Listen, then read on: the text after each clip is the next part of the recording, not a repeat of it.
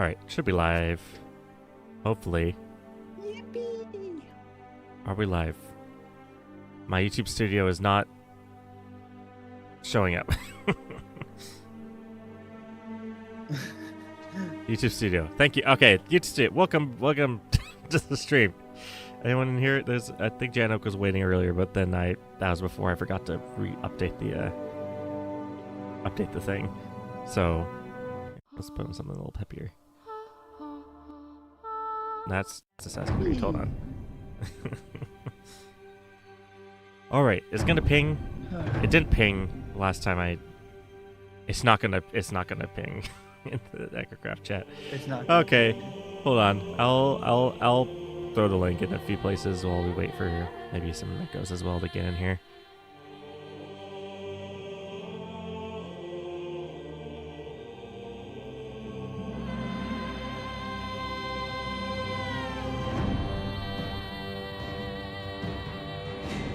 Okay. So that there. Da-da-da.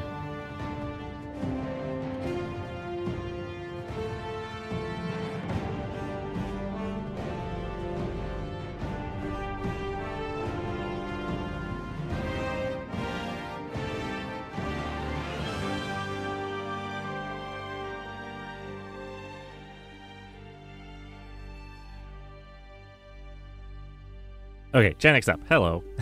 Finally. Yeah, I forgot to update the time earlier. My bad. Anyway. No data. What do you mean no data? It says no dropped frames. What's YouTube? YouTube, what are you doing? Is YouTube being dumb? I think YouTube's being dumb. Because OBS says it's completely fine. I would trust OBS more than YouTube. Yeah, my YouTube studio is like, oh, excellent condition. Okay. I almost got bored and slept. Well, okay. We're up now. Yes. And we'll see if other people come in. Yeah, today we are going to be playing D&D with the Echocraft crew, and we're making characters. Pizza's here, the only one here right now, and we've already kind of mostly gone through his character. I think pretty much entirely gone through your character. You kind of went early. I kind of got a little bit too into it too early. Yeah. I still need to write all of like the back of my sheet essentially. Write the backstory, like actually write down backstory and stuff. Mm-hmm. We kind of already know what roundabout that's gonna be. Yeah. Race human. What? That's not where I clicked. Human. Background. Sage.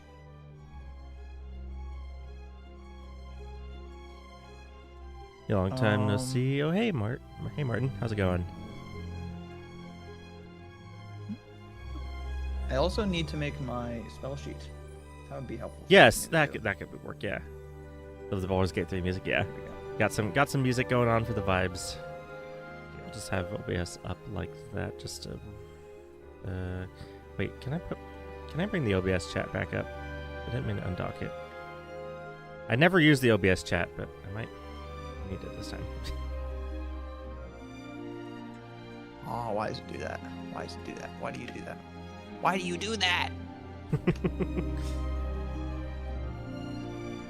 Editable PDFs, man. They're my. Okay. Well, how about we go over for the audience? What is your character so far? Yeah. Okay. Because we've got your human warlock. That's what you got so far. Yeah. Okay. So we got the Herald. Glad I looked at that because that was incorrect. And everyone just thinks he's talking about himself in the third person, so they just call him Herald, which is not his name, but you know. The Herald, as in HER. Here, let me see if I can screen share you to OBS. Can I do that? Should be fine. Screen share OBS. Hold on. Let me see if I can do this because you have your character sheet up. Yeah, I will actually. No, OBS, Discord. F11, so it's just my character sheet. Yeah. Okay, there we go. Discord. or not, yes, Discord. Bring that over here. Do that. All right. So we have your character so far, the Herald, as in like The Herald. As in the title, Yep. Herald the title, and then As in the title Herald. Yep. I got obscenely lucky with my your stat rolls. proficiency score, my stat rolls. So I got an 8 on strength because I'm a warlock. So why would I put that much into strength? 16 dex, 15 constitution, 16 intelligence, 12 wisdom, 16 charisma. Because you got 3 15s, and then as a human you get +1 to everything as well. Wait, I what? I do? Yeah. No, this was default. What do you mean default? I thought you said you got 15s. These are what I rolled. I rolled 16s. Did you? No, you said 15s. I did. I can go back No, in the I chat. rolled 16s. Wait, I can go back in the chat. Hold on. I rolled 115. How is I'm pretty sure I rolled 16s. I didn't know we added +1s for humans. Wait, where is it? I'm going back. I'm looking at it.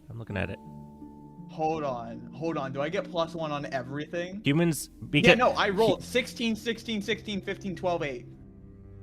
Was that in general? I'm not gonna go back in general on stream. No, it was in D&D. It wasn't. It was in the D&D one. Where is it? Here, it's here, I'll mark it. Oh, I didn't mean to mark as red. I meant to jump to that. Stop. Yeah, no, that's what I rolled. I didn't even. Late. So. I didn't know I added +1 to everything for human. So, because humans are like, they're the quote-unquote boring race. They're all rounders. They're like, okay, well, we're gonna make them fun. We're gonna make them like well-rounded, and I believe humans get +1 to everything. So I'm gonna double check. I'm looking in the player's handbook. I'm gonna double check. If that's the case, I might bring you down a notch. At level 3, having 317, that's kind of broken. No. That's kind of broken. Hold on, let me double check it. Rules as written, it works, but also that's insane. Humans. But it would be so funny. Okay, you could do a feat and then have 2 different ability scores increased by 1. A variant human gets +1 on 2 stats and then a feat. What's a feat? So feats are, they are like when you level up and you come to what's the ability score increase, you can instead choose a feat, which is basically a special thing. Maybe here. Let me find some. There's one called like vicious attack or something like that, which means you get like advantage on the damage rolls. It's basically like different, shield master, weapon master, spell sniper, sharpshooter. They're like different, more customizable upgrades. Healer, lightly armored, linguist, lucky. So you can choose a. I see. So, and it's not a +1 to the bonus. It's a +1 to the score. So you would get like a bus. You get a bonus to the Constitution and Strength. Did you already add them, or did you put? I'm thinking probably Strength and Wisdom. So you're gonna do 2 of those and take a feat I think instead of doing a since that's +1 more everything. balanced. Yeah. Is Strength 9 then +1 instead of -1? No, it's still -1, I believe. I think 10 is 0, and then 11 is also 0. They upgrade on the odd number. They upgrade on the even numbers. So. Okay, so then I don't want to do this then because that'll just stay +1. I'll probably do Constitution then because that'll give me an extra +3. That was a 16. You turned a 15 into a 13. Yeah, there we go. 16. That's 16. So 4 16s. Let's go. On 3D, okay, so on 3D6, that means you got like 2 5s and a 6 on average. Yes. That's what happened. It was asinine. It was insane. Okay. If he's okay. To be fair, Weasel was saying too, is like, I kind of got broken rolls too, and then he looked at, he showed it to me, and it was just like just barely above average. he had like a 13 instead of or it was like he had like a 15 instead of a 14 in one stat, and a 9 instead of an 8 in a different stat, something like that. What class is he? If he's a warlock, I'd recommend he upgrades charisma. I mean, your charisma's already 16. It doesn't. My charisma's already. It doesn't need to be much higher at level 3. if I bump it up 1, I won't get an extra proficiency bonus. But if I do it for Constitution, then I do. But then I believe in ability score. You get an ability score increase at level 4, right? Which. Yeah, everyone. I think everyone gets ability score improvements at level 4. So the next time you level up, you would be able to turn that odd number into an even. So if you increase your charisma now, you can bump it up to a +4 at level 4. Whereas you wouldn't be able to. But also like. You don't want to be that. Constitution. Constitution's yeah. So okay, so now let's choose a feat for you. So those are. I gave you a link to the player's handbook. I already found one that I want. Oh, okay, yeah. I already found one I want. What do you got? So there's one called Eldritch Adept. Sorry, I said that wrong. Eldritch Adept, which gives me another Eldritch Invocation. Oh, is that what you're looking at? Yep. Eldritch, is that a feat? Elemental Adept. Yeah. I'm not seeing it. Is it from an expansion book? I don't have. It says it's from 5e. Is it from Tasha's? It's not in the player's handbook. I'm seeing. It might be through Tasha's. Hold on.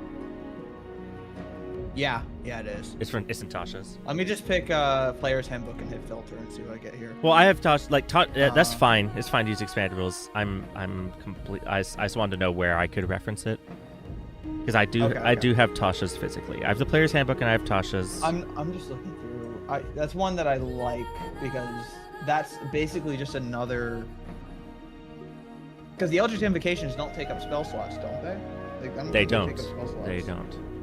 Yeah, so I can just use those whenever, which is, the more of those I can have, the more utility I have, which is great. Are we doing homework or playing a game? Janak, when you're playing D&D, there's a little bit of reading. +1 to AC.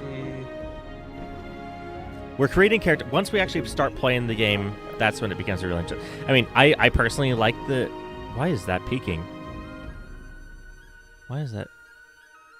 Why did my mic go super loud for some reason all of a sudden there? Okay. Well, yeah. I like character creation, but it's not the most fun for everyone. But once we firearms. Fire? What? Where's that? Proficiency with firearms. Oh yeah. There's firearms. You were gonna play You were going to play an artificer. That was. I was thinking artificer, but then I was like, that might be too difficult for the first time. What? Linguist. +1 intelligence. You learn 3 languages and can aptly create ciphers. Lucky? That's kind of crazy. Lucky's a really good one. Lucky's really good. It basically gives you 3 free advantages per short rest or long rest. Ooh, that long is rest. A long rest. I know that's good because I was just playing Baldur's Gate, and that was something that I got to use for one of the characters, and that it's kind of crazy.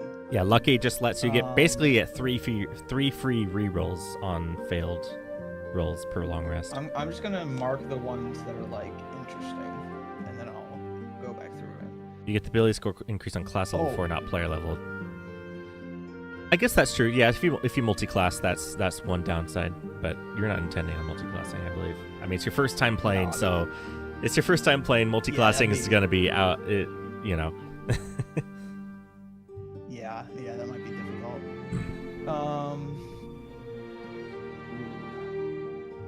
Keen Mind, that increases your intelligence. You don't really need intelligence. That's like a wizard one for a wizard kind of thing.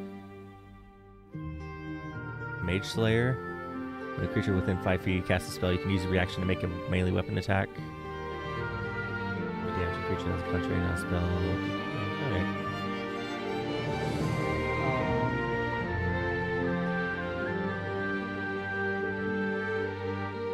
You can also use as many lucky points on a roll as you want. Oh, can you? If you luck points, you can...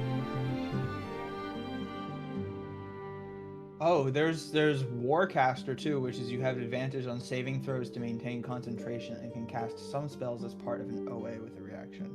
Oh. I guess that's... yeah, they don't say you can't spend more than 1 luck point. Yeah, no, in Baldur's Gate you can do them in a row, I think. Oh, okay.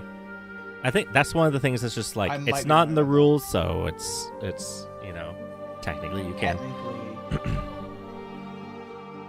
yeah, it'd almost be like most favorable to save all your luck points for one critical moment where you need the highest possible chance of like surviving or something. Yeah.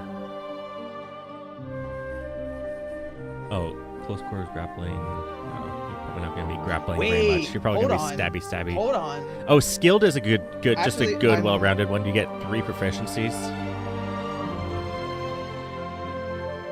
Yeah, there's also DM's discretion, yeah. Weapon Master, which I actually don't think I have a proficiency in the hand crossbow. You do, I because think I think you have a martial. It's martial weapons, I believe. Do I have a martial? Are you still streaming? Let's see. Oh, Yeah. yeah. Do you have proficiency in I didn't. single-handed melee weapon? What?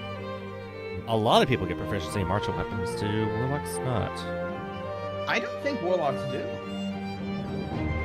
That might be good to have if you don't already have it. Well, if I choose skill, does that count for martial weapons too? Can I use skill? For martial It said abilities or like tools stuff. Okay. I'm almost thinking weapon Oh yeah, master, simple though, because simple I can do weapons. +1 on. It says simple weapons. Yeah, which isn't which hand crossbow is not under. Is okay. So Yeah. let's so see. I actually you I would kinda have messed up on that, but that's okay. you'd have That's okay, proficiency though. in. I believe simple weapons are just like. There's simple ranged and there's simple melee, and I think hand crossbow was not under either of those. It was under. He is martial. Pact of the Blade.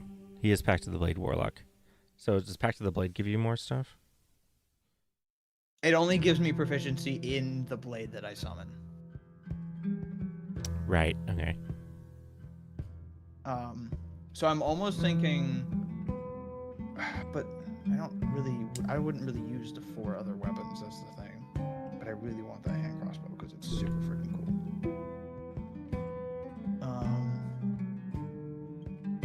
I might actually do this anyways because it gets me +1 in strength or dex. So I can +1 that strength and make it a 0.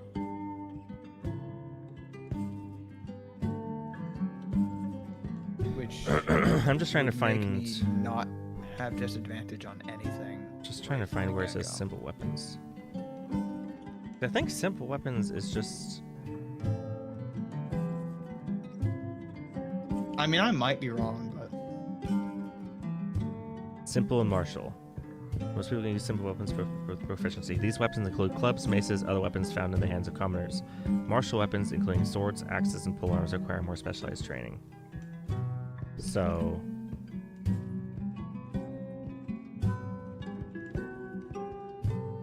I mean, canonically, like, in reality, though, crossbow's like one of the easiest medieval weapons to use.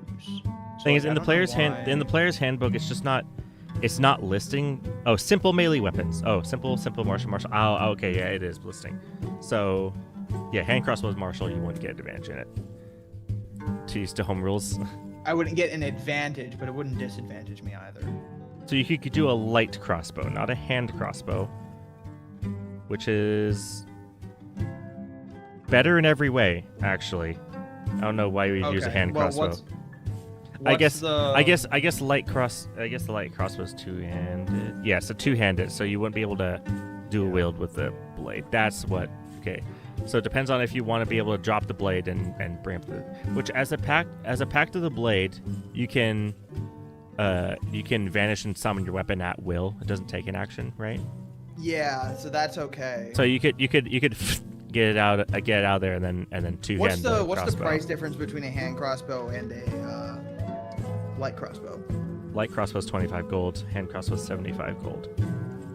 It does So more that's damage. another 50 gold. It does more damage. The hand crossbow is 1d6. The light crossbow is 1d8.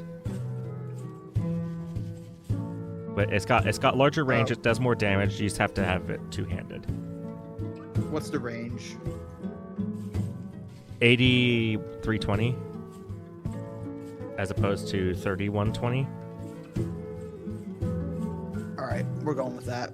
Your light crossbow. We're Okay. just gonna switch out the crossbow, and then I've got another 50. That means you have another 50 gold. I've got 56 pieces total. I gotta look at that list again, but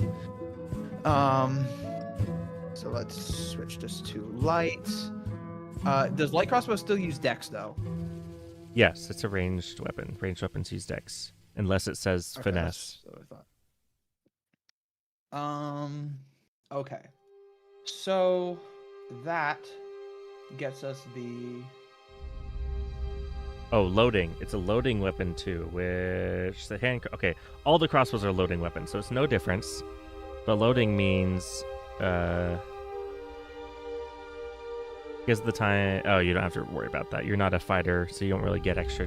I don't think you get extra attacks by leveling up. But if you were a fighter and get like extra attacks by leveling up, you'd only be able to use one attack with the crossbow, regardless of what your class gives At a you. time, okay. So that doesn't matter to me. You don't get extra attacks as a warlock, but if you're a fighter, it says because of the time required to load this weapon, you can fire only one piece of ammunition when you use attack, bonus action, reaction. There is a feat regardless that of allows you attack. to ignore the loading property of crossbows here. But you don't need that because the loading property But doesn't imagine affect you having anyway. a heavy crossbow as a fighter and being able to ignore the loading property and getting multiple actions, so you can basically just machine gun a crossbow. Yeah, just doom, doom, doom, doom. If you mark a weapon as your packed That would weapon, be you're proficient crazy. in it just in general. Yeah, he's going to be using a rapier as his packed weapon, correct? Yeah. Yeah. I also put in an option as to grab a whip because that gives me finesse reach. Okay. A whip has like I could summon a whip at will instead too if I want to get like over a distance and not actually want to get too close.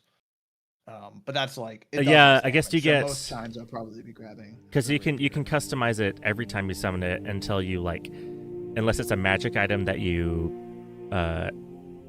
purposely brand as your packed weapon. At that point, every time you summon it, it is that magic item. But you don't have a magic rapier, so generally disregard loading in my home rules. I've narrowed it down to 2 feats. A lot of home I'm rules. either gonna do- A lot of home rules I've done is just like ignoring some of the more annoying rules, basically. Like material components. I have never played a game where we've used material components, no matter who's DM'd. I've played for like 3 different DMs, and now I'm DMing, and every single time we just completely ignore material components. It's like I don't want to have to carry around sulfur to cast fireball. I think it's sulfur for fireball, but Yeah. Or you have to carry around a crystal in your pocket that you hold in one of your hands to use as an arcane focused or something. yeah, as a focus. Yeah, I mean, you were gonna have a staff, but I told you you don't need it to ignore stuff because that's the thing. Okay. That's the thing for an arcane focus. You use it to ignore material components. Anyway, like there's an in-game way to ignore material components because I know it's that annoying. I've narrowed it down to 2 feats. I either do Lucky, which is really versatile, or Eldritch Adept, which gives me another Eldritch Invocation, which I think will have more it'll give me just another option of something to do. What was the other one? But Lucky. Lucky? Okay.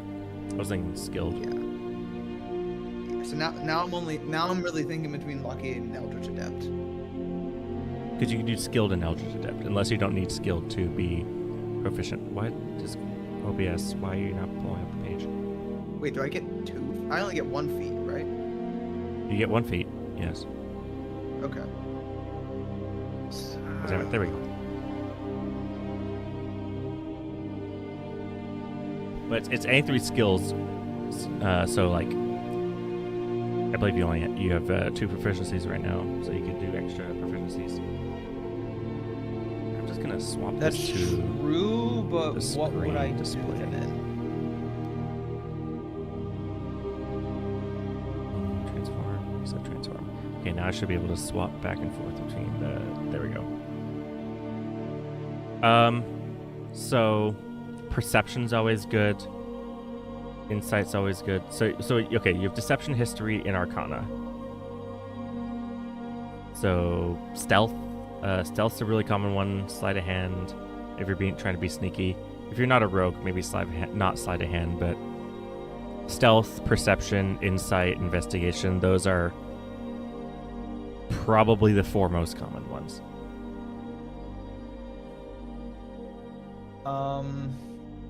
I think I will go with skilled then, just because it does cover some of my bases where wisdoms doesn't help as much, or like perception, insight.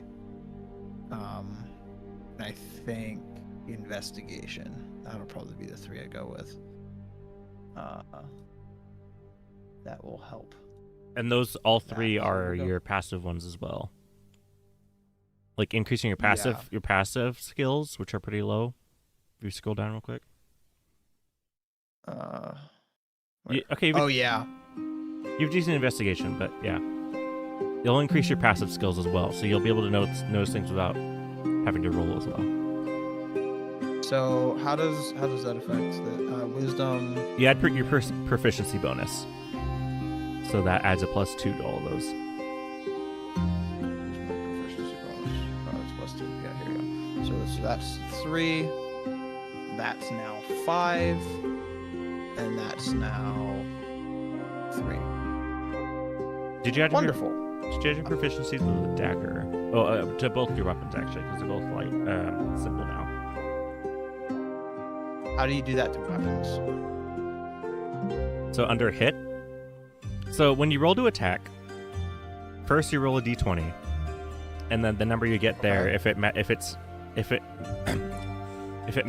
or if it's sorry, I'm. So your AC, you've got AC, right? Your armor class. When someone tries to hit you, they have to meet the armor class or more. It's the same thing with monsters. Monsters have an armor class. So when you roll to attack, you roll for your accuracy check first. You roll d20, add your dex, and then if your proficiency, dex or strength, depending on if it's ranged or melee, and then also you add your proficiency if you're proficient in the weapon, which you are for both of these. And then if you hit, then you roll damage. So when you attack, you get an accuracy roll and then a damage roll if you hit.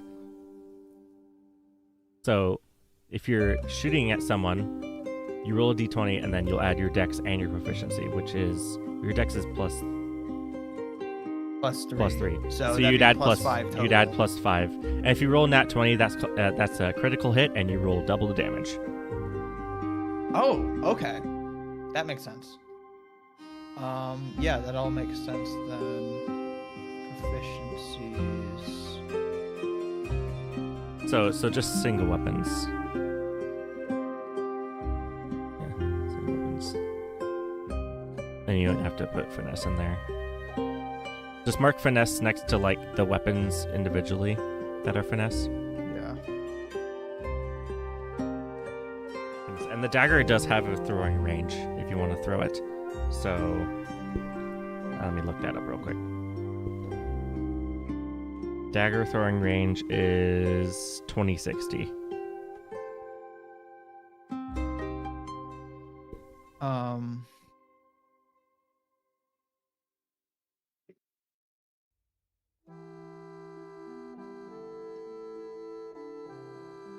And then that's 1d8. Because rapier's finesse. Yeah, rapier's finesse. So that's. I put the damage type: piercing, bludgeoning, slashing. No, next to the damage roll, like numbers.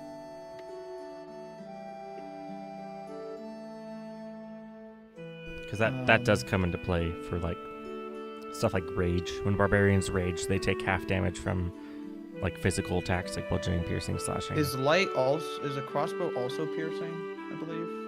It should be. If it wasn't, I don't know what it would be. I don't know what else it would be. Yeah, everything you've got so far is piercing. If you whip is slashing damage. Yeah, I have that written down here. What is reach? Before. I don't know. I used a reach weapon before. Adds 5 feet to your reach when you attack with it. Okay, so you can hit someone from 2 squares away instead of just 1. Plus what? 5 feet? Yeah.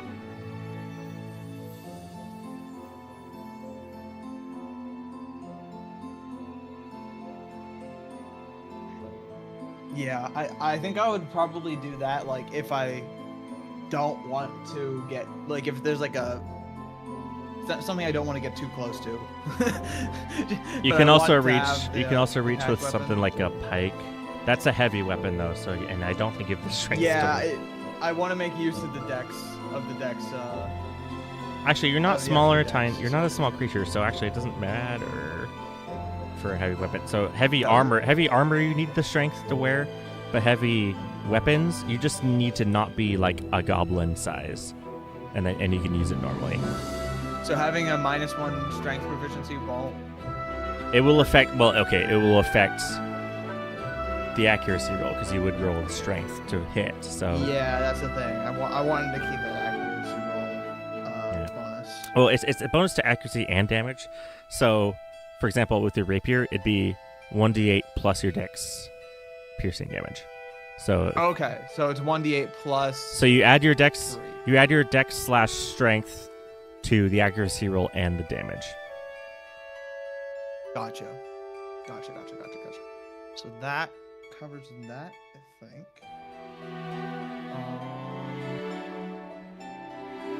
What do I do here? Do you have any bonus actions? Not everyone has bonus actions. It'd be, I guess, you have Misty Step. Would be a bonus action, Misty Step's a bonus action. Yeah, but that's gonna be in my spell slot thing. So. Yeah, why don't we pull up the spell sheet real quick? Yeah, let's spell sheet. All right, let's. Oh, this is just. This was. Oh, did I accidentally put? I think I did that for my in-person group. I like combined those and then printed them together. But normally the spell, just delete those from the PDF. You just need the spell sheet. How do I do that?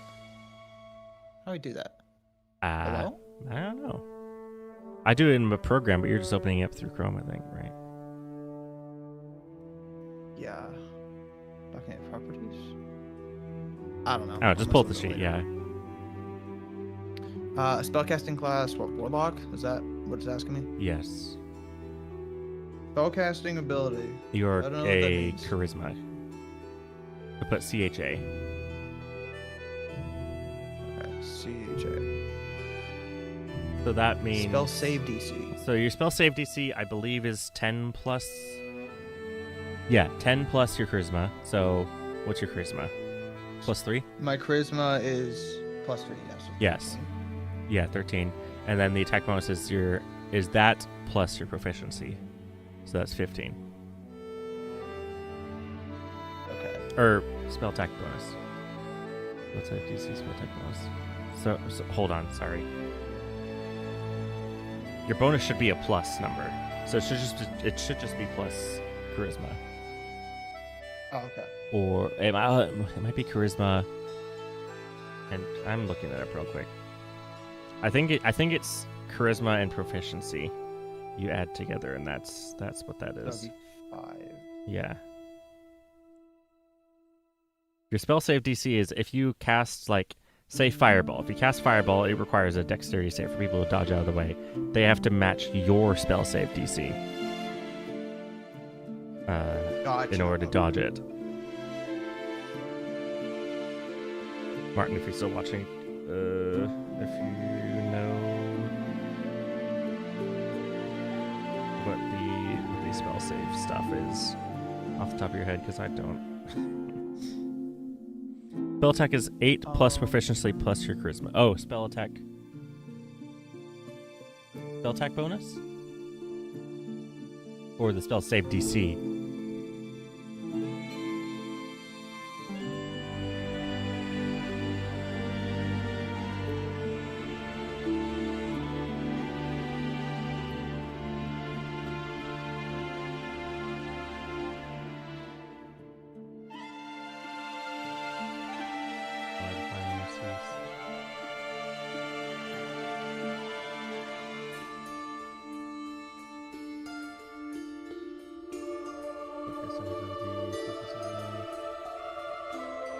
Spell save DC is 10 plus just your charisma. Spell attack bonus is 8 plus proficiency plus charisma. Okay, really, that's a high. That's a high plus then. Okay. What do I get? So it's 8 plus your charisma plus your proficiency. So it's plus 11. 13. No, 8. Charisma's plus So your DC is 10 plus. Oh, because yeah, that's true. Yeah. Because this proficiency counteracts the -2 from the. Yeah, okay. So when you're attacking with a spell, you get a plus 13 to hit. So. Yeah. Look, give me 1 second. I'll try and see what I can find on because I think I brought. It seems really high. I think spell save DC is 8 plus your proficiency. It might be okay. It might be the save DC is 8 plus charisma. Let's see. Yeah, I'll check it. I'm trying to track it down in the player's handbook too, but it's not. The index at the end is throwing me around. It's like, see this other thing. Spell attack modifier. Spell casting. Eldritch Blast. 1.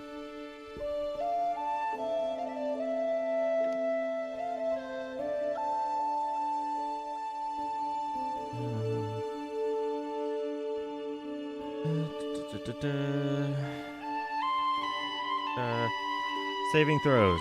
8 plus your spellcasting ability modifier plus your proficiency bonus. Okay. So yeah, that is 13, but it's still the same. And then your attack roll is your spellcasting ability modifier plus your proficiency. Okay. So your modifier is +5. The DC is 13. Not because it's 10 plus the charisma, but because it's 8 plus charisma plus proficiency, which is 13 anyway. Gotcha. Okay, I knew plus 13 to an attack sounded really wrong.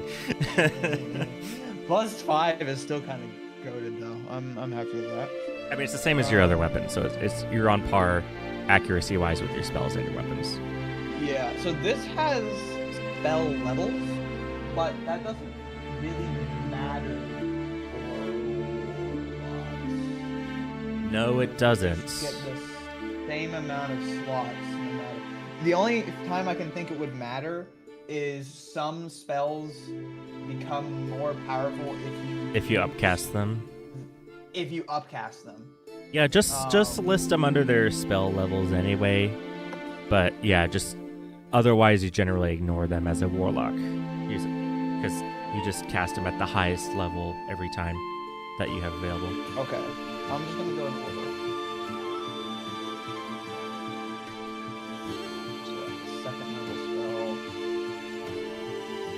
Yeah, we figured it out, Martin. I managed to track it down in the player's handbook. It just seemed very, very wrong to have it plus so high. Yeah, and you don't have to worry about prepared spells, I believe, because that's a wizard thing, right? Actually, do you prepare spells as a warlock?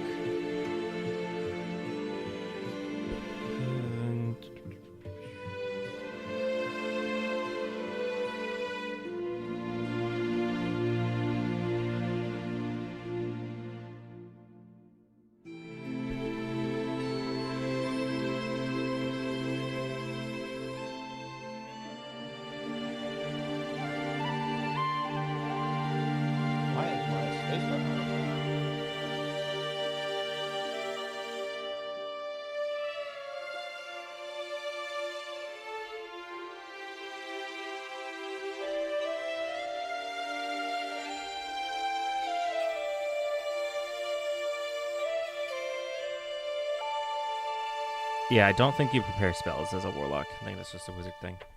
Warlock only ever gets 2 spell slots until a certain level. When they reach level 5 spell slots, and then they get 3. Yeah. Yeah, warlocks just get spell slots, period. Doesn't matter the level. And if you have a level 1 spell, you just upcast it automatically. So, it's simpler to understand, I think. Well, I don't know if it's simpler to understand, but it's like a simpler system. It's more versatile. It's a more versatile system. You just get much less spells. Warlock is a learned caster, doesn't matter what spells you learn, they're always prepared. Okay.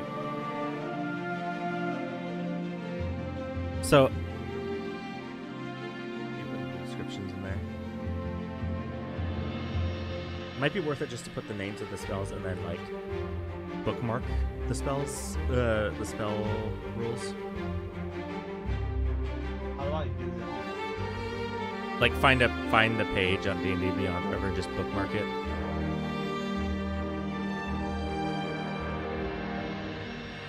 Maybe, but like, also I've got so much space, and I don't even go up to level 9 spell slots. That's so true. That's true, because you only get 5. You only get up to level 5. Yeah.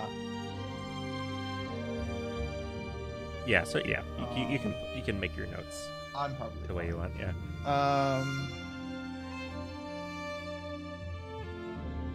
What is this showing up? Gosh, guys. That's also a second level.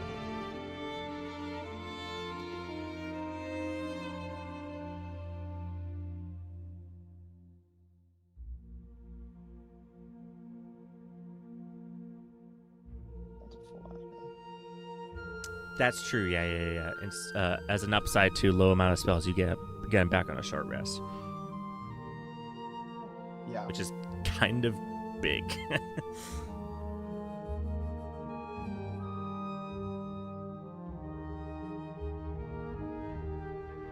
Maybe not in like a long, grueling fight, but you know.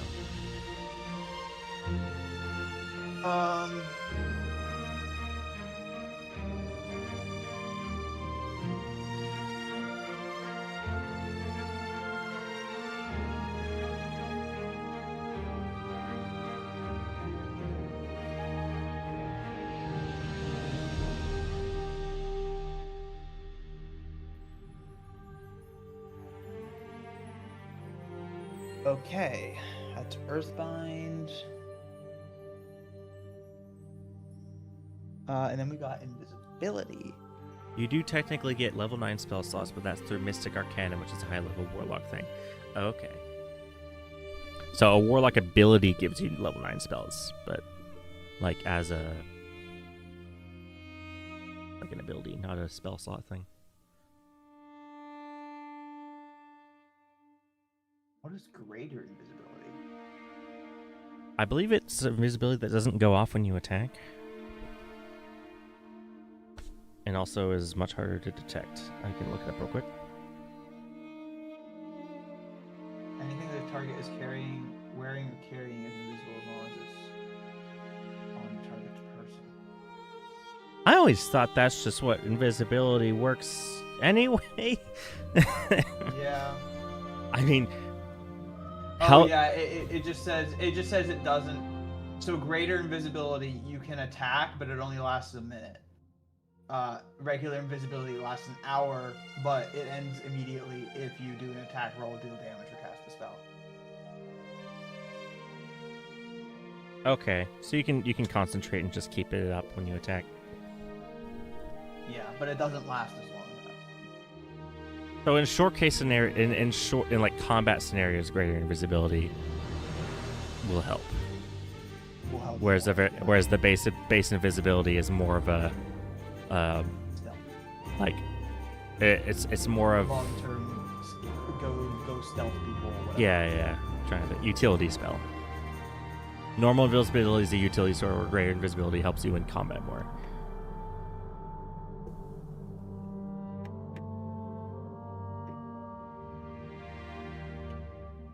Is greater invisibility at higher level too? Greater invisibility use at level 4. Okay.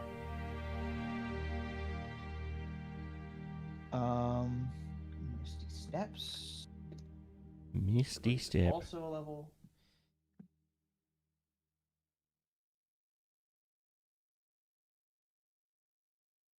Also level 2.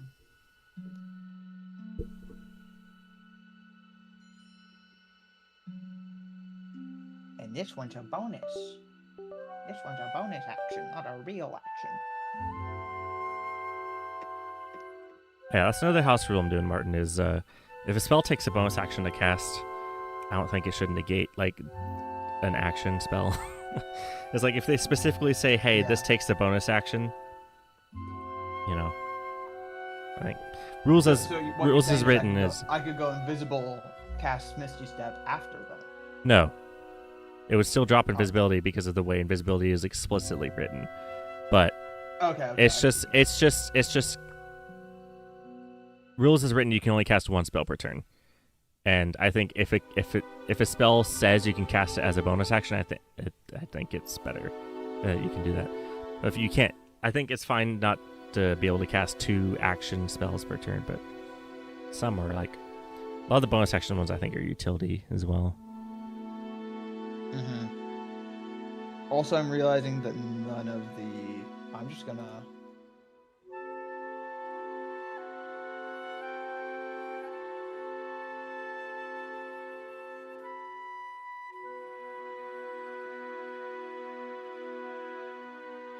This is just gonna be my Eldritch Invocations.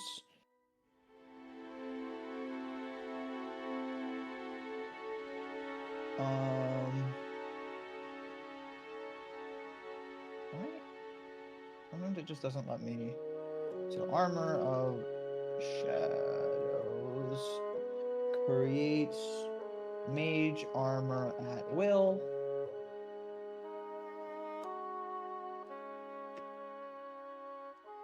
Action or slot.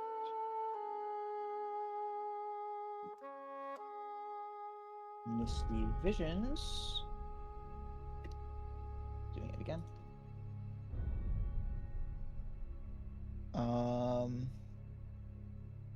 I guess silent image at wounds will. that aren't coming. They're the only 3, I guess, who needed help.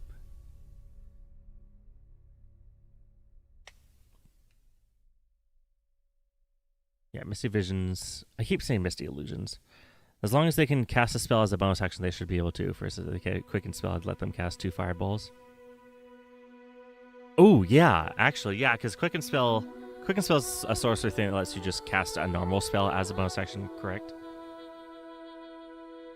So that's a fun versatility thing. That just adds more versatility to the sorcerer. It's like, okay, I can bonus action a normally action-oriented spell. Oh, are you just saving it as the 3rd sheet? Hold on, I'm gonna cancel my stream in case it boxes me whenever I pull up the file. Explorer, which it didn't, thankfully, but that was. Although it's not gonna save as an annual PF, is it?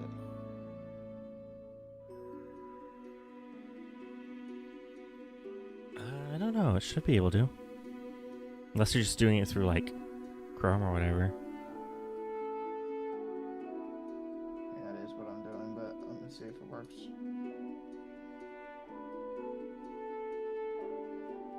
Nope, it's not editable anymore. Ugh. Yep. Okay. I have a program called PDF Gear that's like, it's like Adobe Acrobat but free.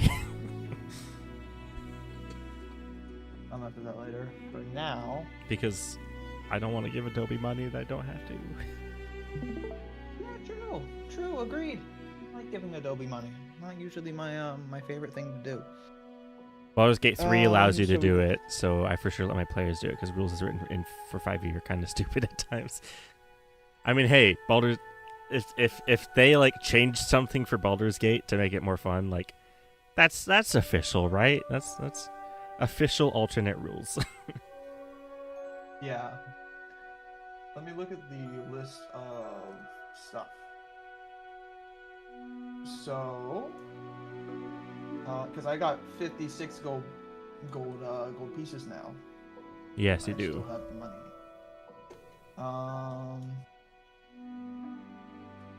Let's see. So I'm not gonna choose any weapons because we've already got my crossbow. You've got you know, plenty of magic weapons, yeah. and whatever. Got plenty of that. Let's see. You can get 2 books or component couch. You don't need a component pouch for ignoring components. You don't need a spell book. You're not a wizard. You can get some rope. You can get a healing potion. Healing potions are good to have. Ooh, how much is a healing potion? That's 50 gold. That's expensive for a healing potion right off the bat, though. I think you'll have more chances to get some, I think, later. Like they're fairly common finds in a dungeon, so I might not spend 50 of your class specific, like character starting set of items on a healing potion.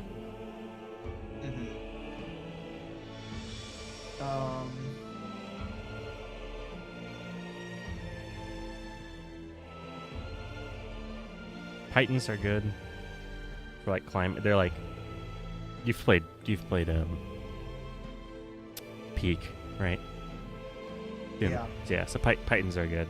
They're like the stuff you hammer into a cliffside to let you climb up.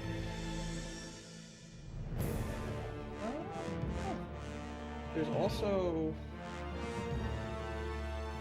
grappling hook. Grappling hook. Well, but it's like a hook that you tie to a rope and throw. It's a throwing grappling hook, not a. Oh. not a gun grappling hook.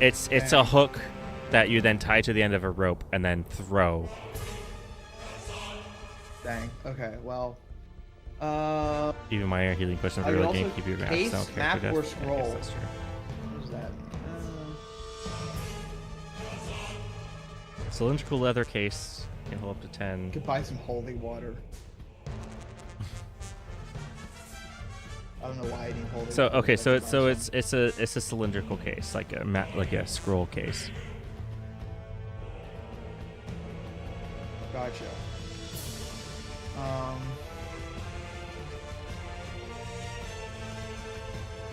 Did you get an equipment pack? I don't think so. Because most classes will get an equipment pack right off the bat. They're good. They're basically packs with just like a whole ton of utility items. Like a Dungeoneer's pack's 12 gold. Includes a backpack, crowbar, hammer, pitons, torches, tinderbox, 10 days of who cares about rations, and 50 feet of rope. Is there like a list of different packs I can get? Yeah.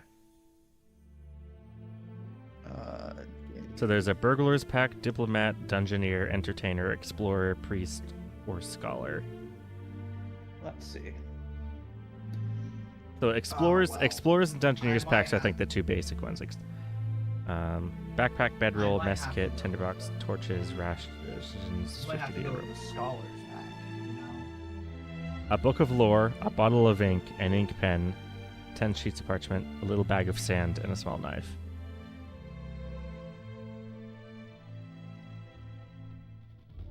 I mean, if it fits your character. It does fit my character. Well, you could get a scholar's pack and a dungeoneer's pack. You could get like. Can I? Yeah. You could afford them. 52. You don't need the extra backpack, but how much is a backpack? Backpack's 2 gold, so I would let you take the dungeoneer's pack, drop 2 off the price because you only need 1 backpack. All right. Well, let's go with that. Let's go with a. So that means I have 6 gold pieces left. Scholar's pack and a dungeoneer's pack.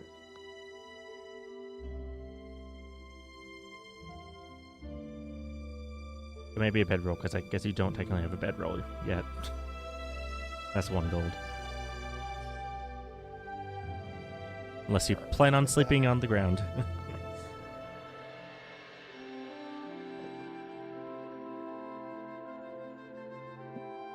Alright, so let's write down. So this is now 5.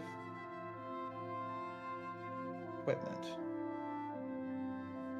So we've got the clothing. What's in the? I'm just gonna. Can I just write down what everything is in? Yeah, write down the individual items. So backpack, book of lore, bottle of ink, ink pen, yada yada yada. Backpack, book of lore. That's appropriate for the character. 1 bottle of ink. 1 ink pen, a proper pen. And then as well as the dungeoneer's pack with a bedroll, because you bought a bedroll separately. Yep. That's 10.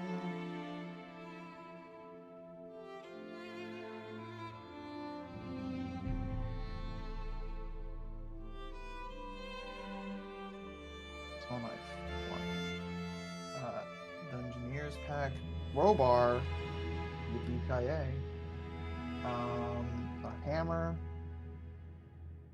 I am going to be a pitons. So 10 pitons.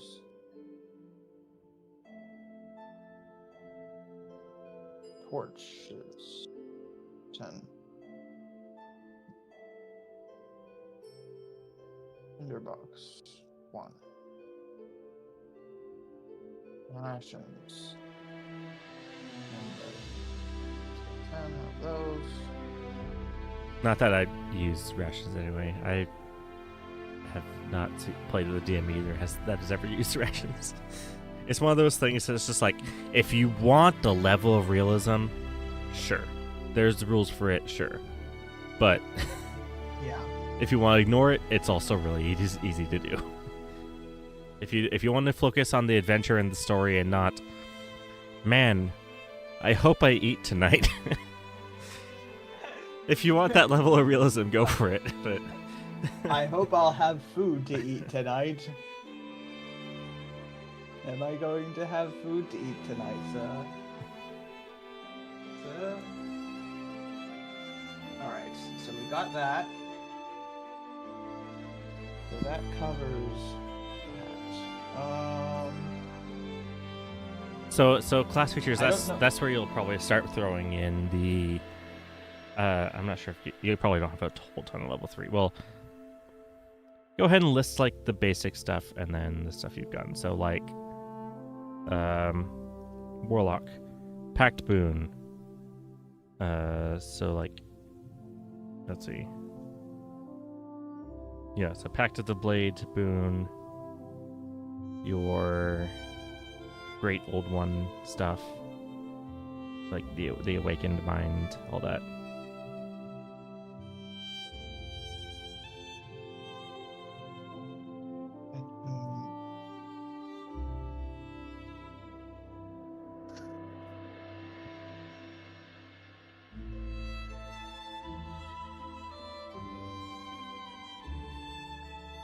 Jeez, I can't type. Empty hands.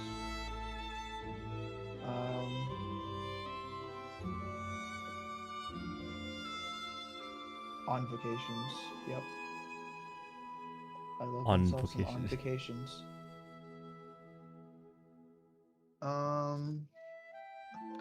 You have to go here in just a bit. Wish you good luck, my friend. Also hit you up on Discord.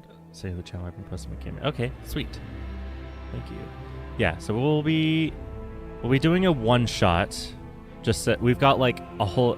I'm introducing this to all my D&D to all my Minecraft friends. So we're gonna do like a one shot with like an 8-person party, and then anyone who's still interested after that, we're gonna go on and do a campaign. So, yeah. Pretty much. I don't know if you're familiar. You're probably familiar. I mean, it's the starter set, but Lost Mine and Fendover. We're going to be doing the first little section dungeon in Fendover as a one shot, and then kind of break as we get to town. And that looks like a Nazgul. Oh, okay.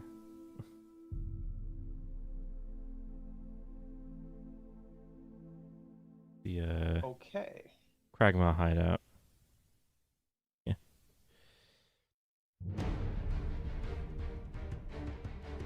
We're doing the Cragmaw hideout as a one shot, and then anyone still interested after that, we'll break off and do some stuff.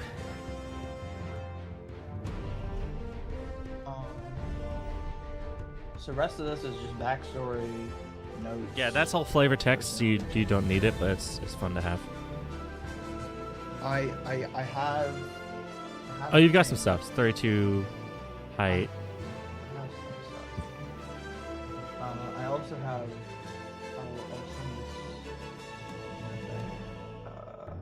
Do you have a written out backstory? I haven't fully written it up yet, but I drew the guy. Oh, you drew him. Hold on. Briefly. Oh, you put in the Very D&D chat. Hold on. Oh, I like that. I also drew what he'd look like with the mage armor. Like, it looks thicker than it actually is.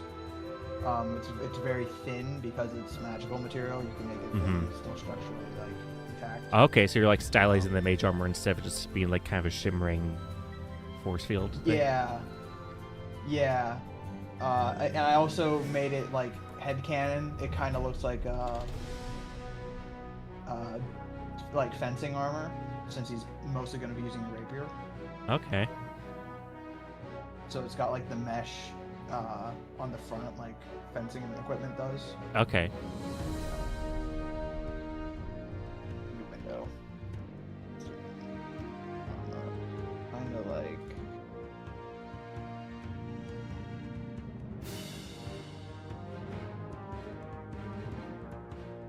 Actually, that's not what I was intending to look up, but I guess that's a good.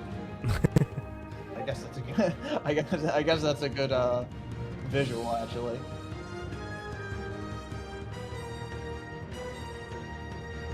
Okay. That's probably pretty much. That's probably about. So like a gentleman's fencing outfit in combat. Yeah, like padded, some metal pieces. The helmet has like some holes in it. It's got a mesh kind of look, but Okay. it's still not super bulky looking or heavy or anything. But I don't know how to put that in here. I don't think I can copy paste that in, at least not in Chrome.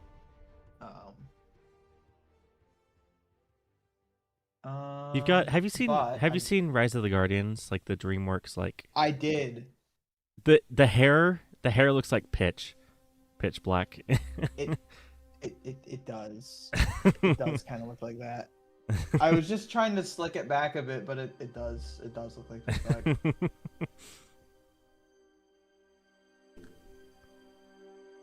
Yeah, it does. Oh god. There's more gray. There's more gray in his hair. Supposed to be silver on the sides. I did write down in the personality traits, ideals, and bonds and flaws section, so I can fill that at least. It's literally him with glasses. It's. Yeah.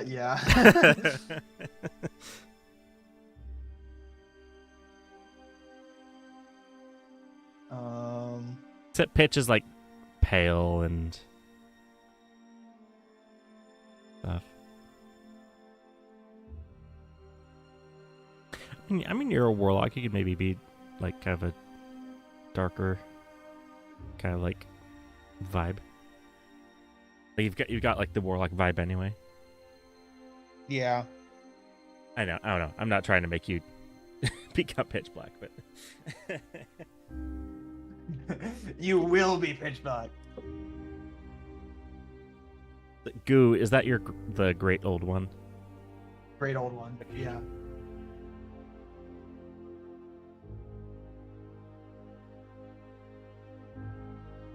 I just ripped this one straight from the starter handbook. This exact phrase.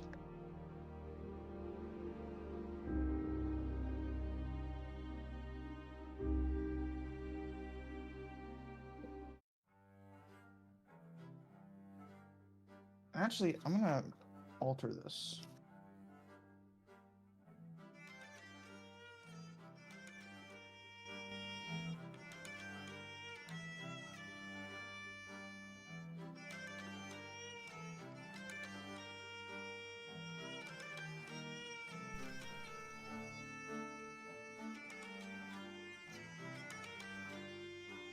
Because there's a bunch of the. Did you see you got from the starter handbook? Because I know there's a bunch in the player's handbook as well. I don't know. It might just be the same remember which list. one I got it from. It might honestly just be the same list in the player's handbook, though. Yeah, I think they give you a the D6 essential- roll. They give you a D6 like yeah. characteristic suggestions. Oh, they give so they give you like noble, hermit. Oh, did you choose a background? Yeah, Sage. Sage? Okay. So to Sage, say yeah. you get extra proficiencies and stuff with the background. Yeah, I think Sage gave me. Sage gave you alchemist, astronomer, History? discredit. Was that the history or was that the history? I think it was history. It gives you arcana and history. History and arcana. Yeah, so I added. And then again two languages of your choice. Yeah. So you get more light. Oh, really? I didn't know that Yeah. part. Arcana, history, two languages of your choice, as well as a bottle of ink, quill, small knife, letter from a dead colleague posing a question you may have not been able to answer, a set of common clothes like pouch cake. They just throw that in there. It's just lumped in there with like, yeah, you got a knife, you got a quill, you got some gold, you got a letter from a dead colleague posing a question you've not yet been able to answer. Ooh.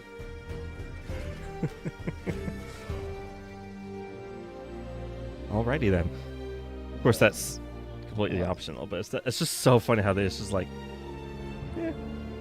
So you have to It was all like random items, and then a super specific like slightly tragic. Yeah.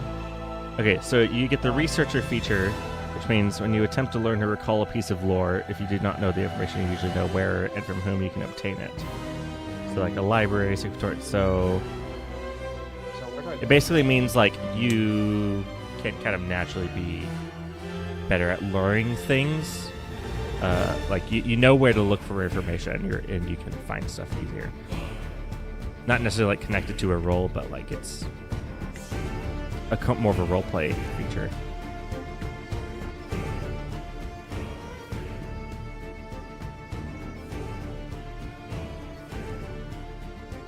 That also fits the character vibe.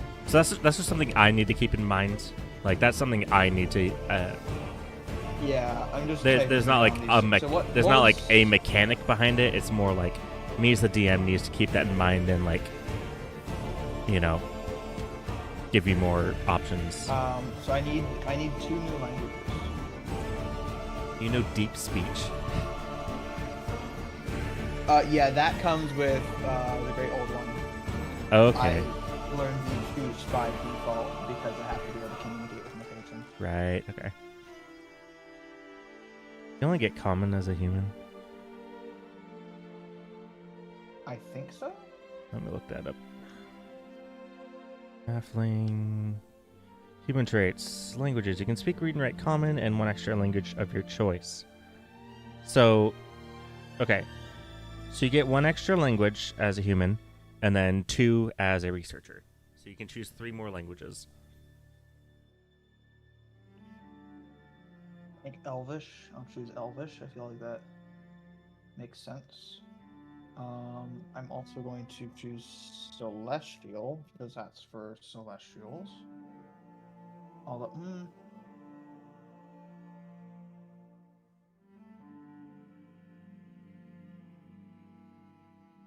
And then, I don't think that would come in helpful because of that. Yeah.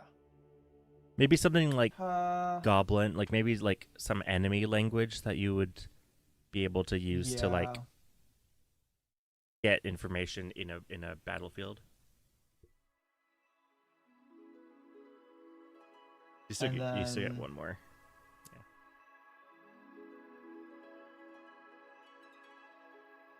I'm almost thinking Halfling. I don't think they have their own language. I think they're just common. I just looked at the language. Oh, there's a halfling language? Apparently so, but I mean that's also true. I guess every halfling would probably speak common, so yeah. Halfling languages. Actually, oh, the halfling language isn't secret, but halflings are loath to share with others. Okay. They write very little civil value literature.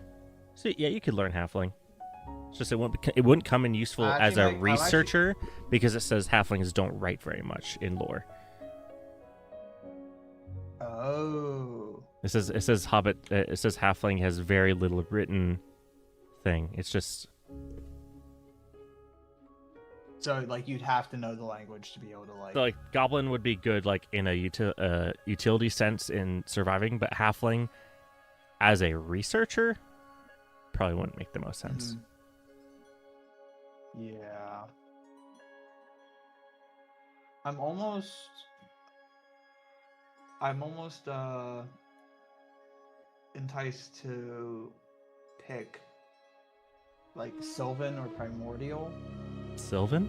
That's that's Elvish, right? For fey creatures. Okay. Elvish is just elves, but Sylvan is for like fey creatures, so stuff that's like from the Feywild. Yeah. Another one that's like, yeah, like because it makes sense to have like an intermediary between common and deep speech, like because deep speech is like super immaterial, and then you'd have Sylvan, which is kind of like between the two. Yeah. Like the fey creatures are not quite like regular beings, but they're not quite like a great old one or something. Fey creatures, and it's Elvish scripts. That's it. Okay. Yeah, it's Elvish, so that makes sense too, because I can have Elvish, and then I learned the Elvish script, and then Sylvan. So it's like how go further. It's like how the Latin script is used by tons of languages, like German and Spanish and French and whatever. They're all Latin script, but they're different languages. Yeah. Mm-hmm. And then Goblin just for... Yeah. Yeah. Just deep speech for mind flayers and beholders. So you said you get that one automatically with your patron? I think it's just said like one exotic language. I don't know what specifically. Great old one language, maybe? We like patron languages. Awakened Mind. Starting first level alien knowledge gives you the ability to touch the mind. Oh, it's not that one. It's...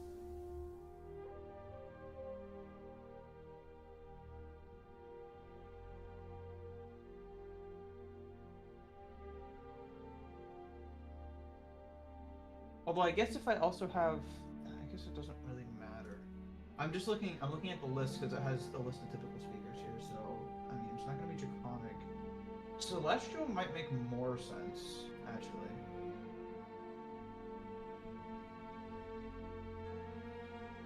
I'm trying to find where it says languages.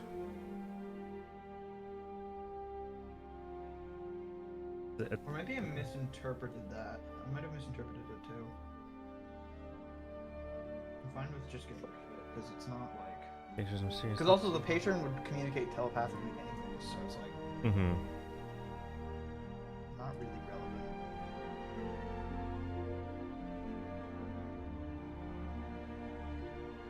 Was it an invocation? Is that what gave you that? I don't think so. I'm not finding it anywhere. Unless it was human. Unless you're like human thing gave you? Yeah, unless I'm just forgetting if I added one for human anyways. Which I might very well have done. But thinking back on it, that it makes more sense for me to not choose it though, because the patron would just communicate telepathically, so it's like it doesn't really matter. Yeah, I'm not finding anything in the Warlock that says like you get an exotic language. Where did you read that? Maybe my brain is just playing tricks on me. Is it in like Tasha's or something? Is it some extra, or was it a 2024 thing? Was it a 2024 rule? Because you were looking at the 2024 stuff temporarily.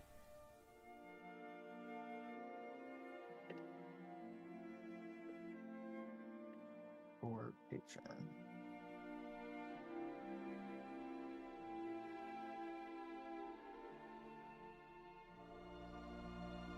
Warlocks can speak the... Okay, here we go.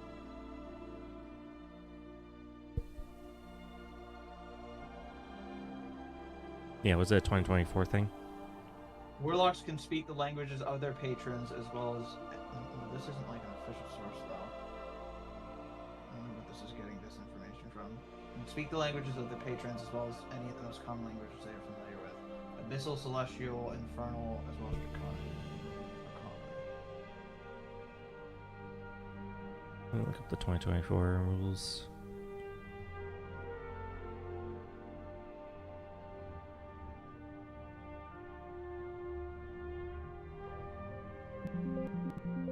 Okay, that's not coming up with the language.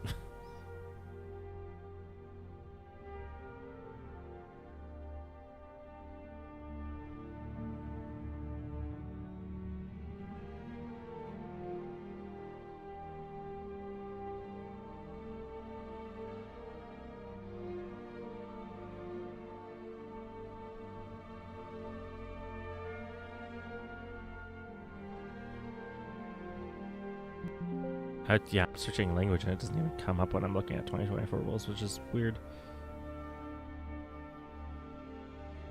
Ability score improvement and intelligence notifications. And then I wonder if We find it later. You can add it back in, but it's just like feels like super specific to like not have been in a rule somewhere, but also we can't find it, so you can add it back later if you need. So I'm just looking for.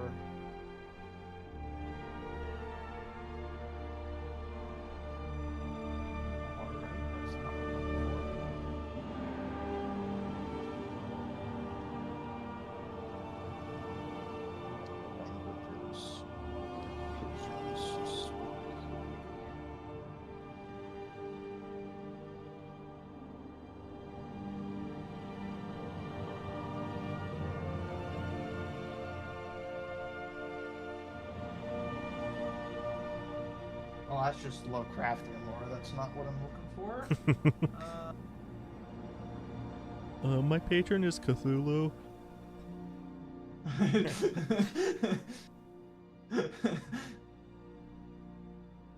I'm sure this will be fine. It'll be okay. It'll be fine.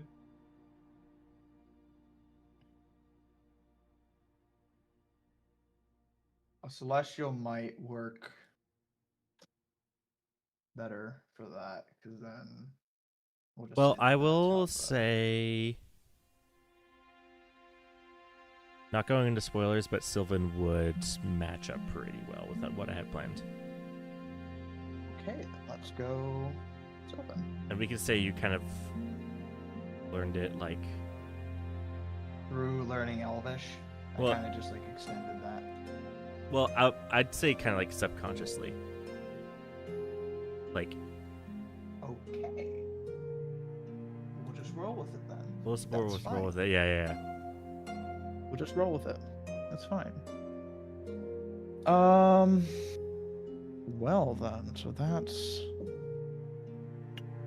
So. I already checked that. Oh, I gotta update this on my side. So insights. Oh, you're now updating that on your physical sheet. Yeah. I'm just updating the 3 skills that. I didn't Well, you also added to Constitution and you have languages and stuff now, so probably just Yeah. double check things are accurate between the sheets, Yeah. or like stick with one. I changed a few things as I was going, but I'm just making sure that everything here matches up. HP. Because you chose the feat now. That Wait, this is right. 3d8, 8. 8. Oh yeah. Wait, Constitution. No, you upgrade. Well, that goes up by 3 now because you just upgraded Constitution, and it retroactively goes up for every level. You're level 3. Your Constitution just went up by 1, so it goes up to 25. So this. No, it goes up to 25 Oh. now. Because it retroactively goes up for every level you have. Oh. Remember? So it's 3d8 plus your Constitution level. Constitution per level. So since you're level 3 and you just add your Constitution by 1, then it goes up by 3. Gotcha. So Okay. that's 6 and 19 minus 8 because you get just 8 at level 1. And yeah, so that's 11. You rolled 11 on 2d8, which is, just completely average. So yeah, 25 is right where it should be. Okay, cool.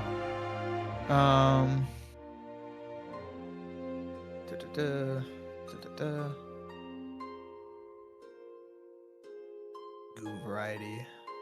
Goo variety. Yeah, I still gotta write down. I don't think I need this page at all, really, but I use it for There's like stuff in here. homebrewed rules and stuff, like homebrewed items. Like my DM will give us like, you have this. I had like a boomerang that was like specifically did extra damage to the big bad of the campaign and stuff like that. It was like, yeah. was like magically connected to do extra. So yeah, that page is just, it's good to have for like additional notes, and then the additional features and traits is just good to have for notes on items and abilities you get through the campaign outside of the normal level up system. Just like story based abilities. That covers that. Egotistical. Yeah, I mean, I made that fair enough. I just kind of gotta. I wish I could. Hold on. What's the name of that thing? That application that you use? PDF Gear. I think there might be a couple called PDF Gear. I can send you the right one. Because you look at PDF Gear and it's. Is it red? It's red with like a cursive G. Yep. Yeah. Found it. All right.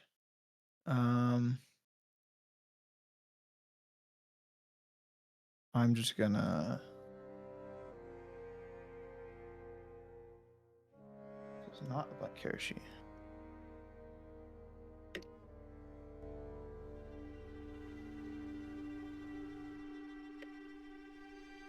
Spells. Were you able to pull it up? Because that should be able to help you combine your PDFs too. Combine and take away pages and stuff.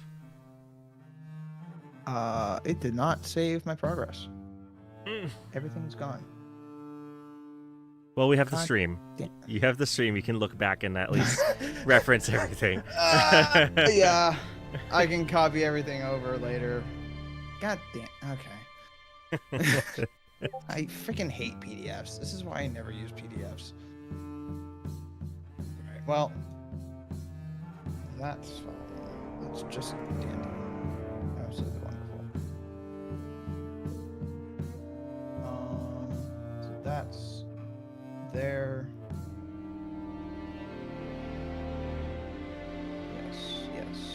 Yes. Installed.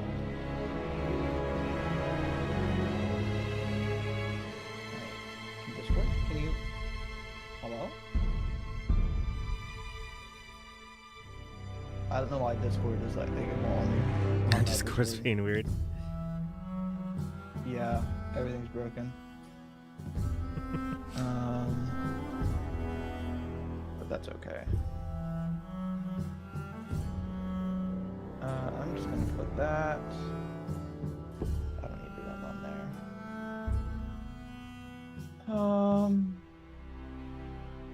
Here, I'll just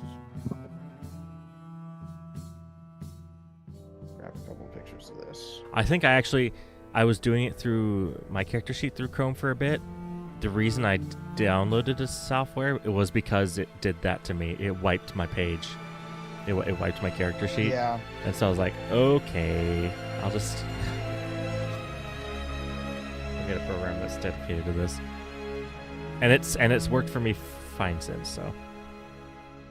Okay. So I'll just.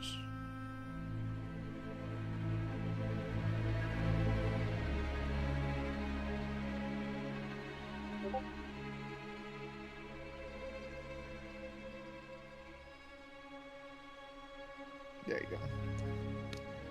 I sent you the pictures of my site, which luckily is also updated before I closed it, so for the most part, I believe. Yeah. Yeah. Okay. That's pretty good. Pretty good. And so, okay, so character-wise, you said you had some. So what's your character? So the Herald. So he you said he was like chosen by the patron, and then he's kind of trying to study it, right? Yeah. He basically the patron chose him, and then he didn't have to accept, right? It wasn't like you're just in. Mm-hmm. But he was like, you know what? I want to find out what this is. So he accepted because he wants to learn more about the patron, but he didn't really tell the patron that. And of course, it's the patron, and he doesn't really know much about it. He doesn't know its name. He doesn't know like its end intentions. It's a great old one. It's something that's like other. It's something kind of beyond comprehension to most people. So there's no. But just it tracks like, like a intellectual, slightly maybe slightly less like stuck in ways mind kind of thing. Yeah, it pretty much it's kind of like he was chosen. He doesn't even know why he was chosen, really. He has like ideas, like whether he was just because he was an intellectual, or he was more like attuned to magic prior, or maybe because the patron kind of knew in a way that he would be open to working with it, or if there's something like deeper that he doesn't understand. He doesn't really have a solid idea of anything. It's kind of the point, and that's what drives him mad. And that's what makes that he doesn't know. And that's what makes my job as a DM fun. It makes things what, interesting because I can set up stuff for you that you don't know about. Yeah, that's kind you of the player, or you the really character. fun. Yeah. Yeah. So he doesn't know almost anything for sure. He doesn't know its name. He doesn't know where it is. He doesn't know like whether it's truly beyond material, or if it's just like an arch entity, like an archfey or something like that. Like he doesn't really know much of anything, but he's trying to like silently deduce it every time he has an interaction with his goo. He doesn't really. He's bit by bit. He's trying to piece things together. And that he's only willing to keep doing things for it because he hasn't figured it out yet. Mm-hmm. It's kind of this back and forth. Because once he does, he's like, well, once I figure it out, I'll just go there myself. Yeah. That's kind of like that's part of why it's kind of a mental game of like trying to keep your intentions hidden from the patron. Yeah, he's trying to like restrict how much he thinks about it, almost in a way, because he doesn't even know the power like set. He doesn't know how powerful this patron is, or how deeply rooted it is in his subconscious. Like he doesn't know how much it keeps tabs on him, or if it's like actively monitoring him all the time and monitoring his mind. Everything, like for all you know, it could be fully aware. Yeah, it could know entirely and just let him keep doing it. He really doesn't know. Which could be terrifying in a way, because if they know exactly what you're doing and aren't afraid, like, then that's even worse. Yeah. And that's the other thing. He's considered, well, if they do know that I'm just trying to get information, I'm not actually loyal, and they're still keeping me around, then is that because what am I I'm doing? Valuable, or am I being valuable beyond my intent? Beyond what I really mean to do, like, or are they being like, are they just toying with me? Like, what? Yeah. Mm-hmm. Everything comes down to he has questions that aren't answered, and that drives him mad. Mad as in like, how would that come out? Because he was already a sage, like he already had interest in the beyond the material before, but then he was contacted and he's like, oh well, I can't just let this pass by. I can't let this opportunity pass by. Mm-hmm. So going mad as in like you would do anything to like figure out what's going on, kind of thing, or not like literally going insane, but like I like driven very intensely to figure things out. Not mad scientist levels, but like, you know, you're not gonna stop my search of knowledge, kind of thing. Yeah, it's kind of like not so much going to burn down the world to figure it out, but also if you try to like steal this book from me that I need, you're gonna obliterate a few goblins along the way if they look at you wrong. I'll clear the path to make this easier. That's kind of the vibe. And that's also like I considered that the part of the interesting part of his character arc could be where's the line for that. Where's the line between achieving that goal and keeping the morality? And is that patron, is that something that the patron's like pushing you towards? Like just being a presence in your life, driving you towards these goals is like part of its use for you. Yeah, and it's also like, is it even just himself that's pushing himself that way, or is there like a subconscious like thumb pressing from the patron? Is he being like being mind controlled, or just like emotionally manipulated, or influenced? Yeah, like subtly influenced. And it's also like, at what point will he stop doing what the patron asks? Because if he stops doing what the patron asks, he doesn't get knowledge anymore. He doesn't get to figure out more. But like, what's the line that he has to get to him to be like, that's enough. I'm not serving this cause anymore. I'm not going to, because up to this point, it's presumably been pretty tame. Like little scout, go find this little thing, or like scout this area, or clear out this draw cave, a sigil here or something. Yeah, like little things, like whether it's some grand purposing or if the patron's just testing him. Again, he doesn't know, but it's all kind of like it could ramp up at any point. And where's the line between ramp up and reach a breaking point? Like it kind of is like, I will not do this anymore kind of thing. What is the breaking point?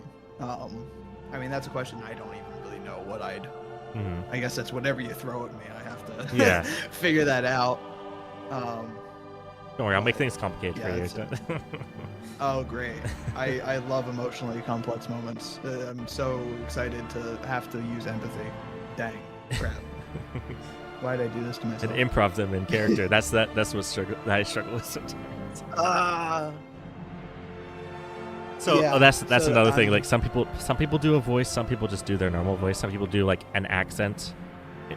Like what's like? What are you thinking? I don't know, man. I'm not good at accents. I'm not either. I don't think I could maintain a voice for long periods of time. Maybe I'll just make my voice slightly deeper, subconsciously, or something. Yeah, it's not a big thing. It's just that's just a fun like a theater kid will go all out, but you can just be your normal voice. That's what I normally do. If I intentionally start trying to do a voice, I will inevitably slip into the Donald Trump impression at some point. It's going to happen. So I just got to steer clear, I think. This deal is gonna be the best deal for my life. I made a deal with my patron. He told me I could learn so much. And I've learned so much already. But he did ask me to kill this one random nobility. Don't know what he's asked me to do that for. Will just messaged me, please don't make your voice deeper. Oh, is he on the stream? Will, get on the stream. You need to make a character. Get in here. Sandy's going to be here in a second too, so. Yeah, once someone else gets here, I'm going to go set my oven for something. Because I'm pizza. Dinner. I don't know if I'm going to eat pizza, but maybe I will. Because I didn't have pizza yesterday, so I'm in the mood.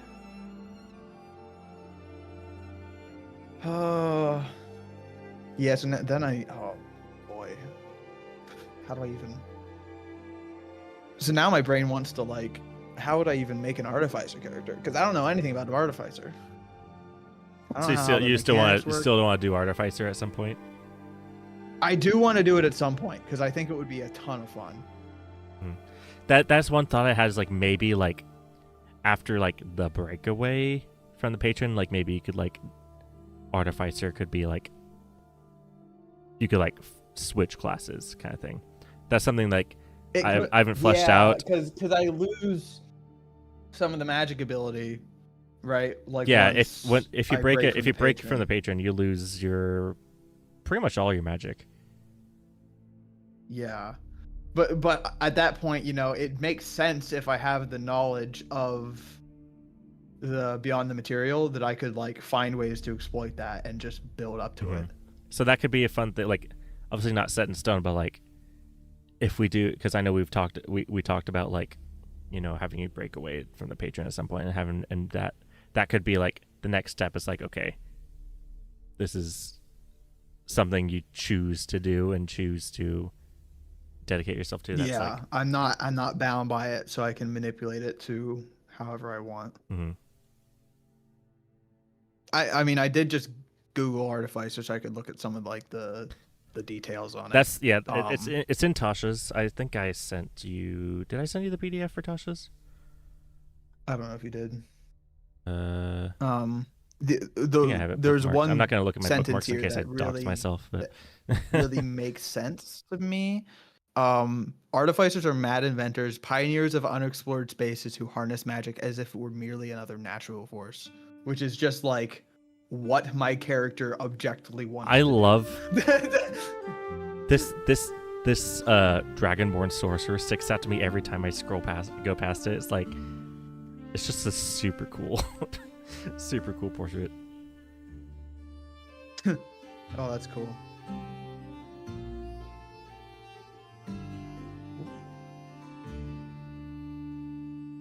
Yeah, so you're Pact to the Blade. Great old one. Pull up Artificer. So yes, that's it if you want to find the book. It's Tasha's Cauldron of Everything. Tasha's Cauldron of Everything. And it's like the first thing. It's like, hey, this is the book where we're introducing the Artificer and a bunch of other rules and like new subclasses. It's got 2 new subclasses for everyone. I think we already went over it. It was like for Warlock, it was the it was like the C one and the Genie. But you didn't want to do either of those. Wait. Artificer. 9. Yeah. So there's quite a few pages. It's got a lot of details. But I read over it and it's fun. It's 9 through 2. So there's 10 pages of Artificer. Other classes have like 4 or 5 pages. Yeah.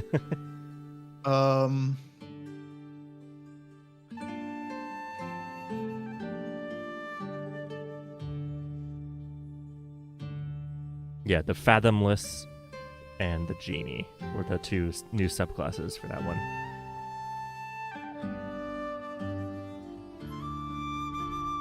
Yeah, that's definitely one to like kind of read over on your own time. It's a bit much to explain.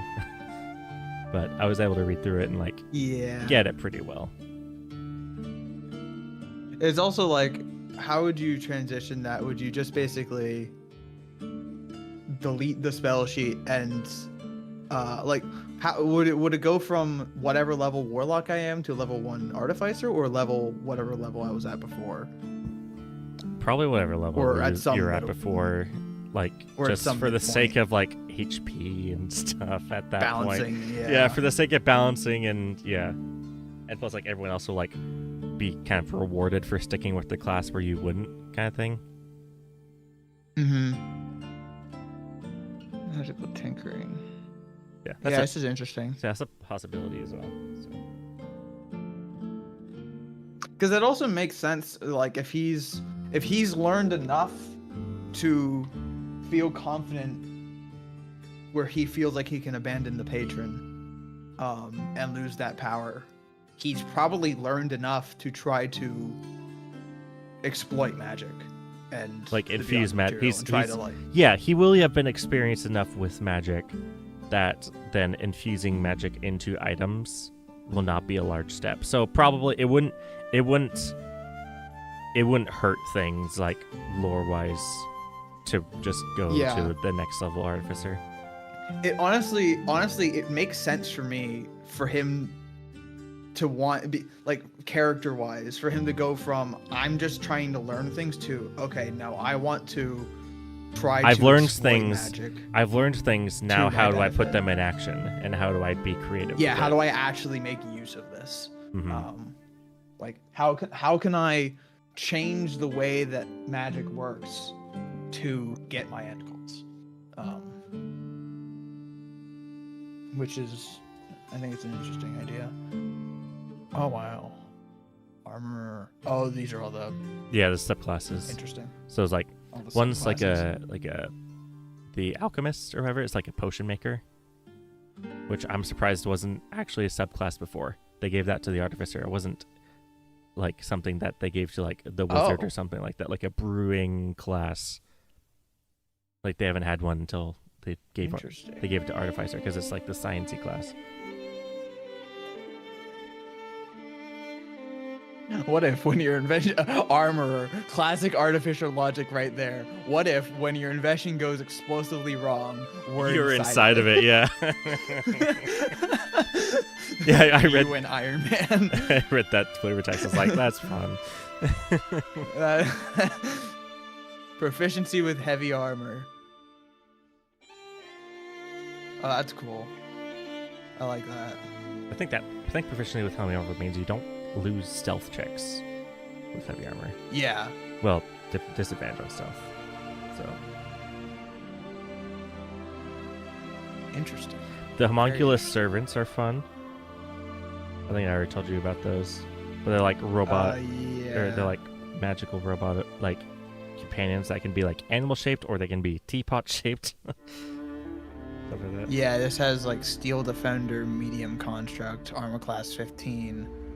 So Steel Defender is like At, it's like the ranger of the artificers. As you get like a companion, steel companion, like yeah. Iron Giant style. You get a not Iron Giant size, but you know, Kind of that. Iron vibe. Giant Yeah. companion. Yeah. That would also be cool, but Arcane firearm. any of these. Yeah. Yeah. So the cannon. If you want to go gunslinger, the artillerist is probably that one.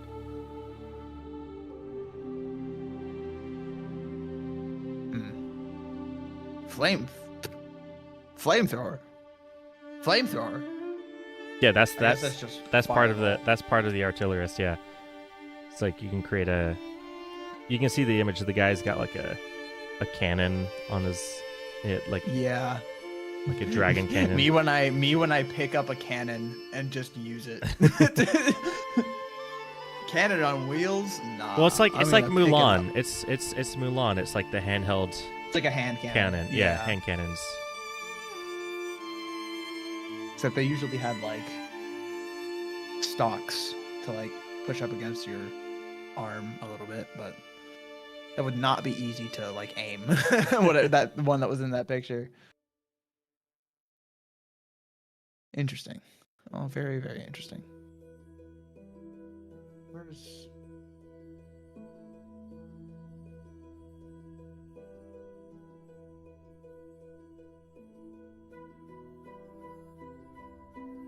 Jesus.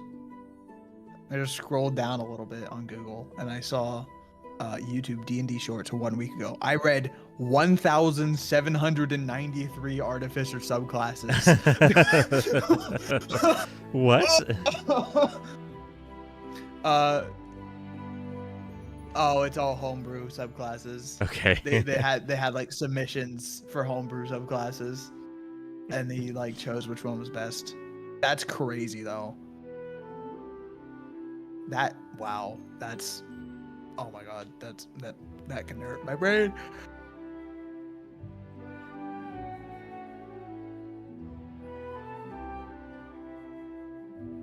Interesting. Discord, can you function, please? Oh well.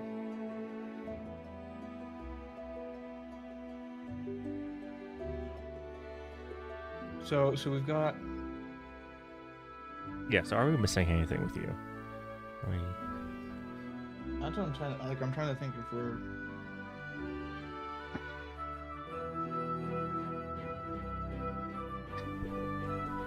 I don't think so.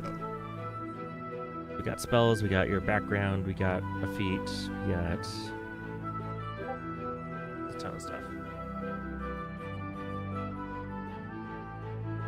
No one else showed up.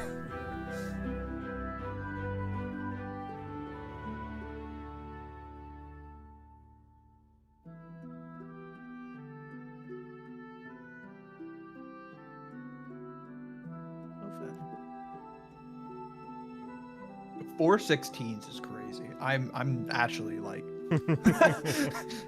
Keep in mind 20 is the max for a player, and like legendary stuff like dragons and stuff can go higher. Generally for a player, 20 is max. Yeah. Yeah, I think that'll work. Cantrips. Eyes.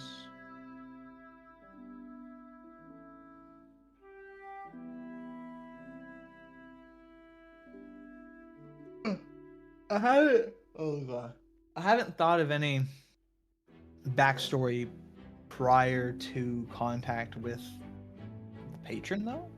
I don't know if that's like relevant. If you don't feel it's relevant, if it's not something you care too much about, then we don't have to go there.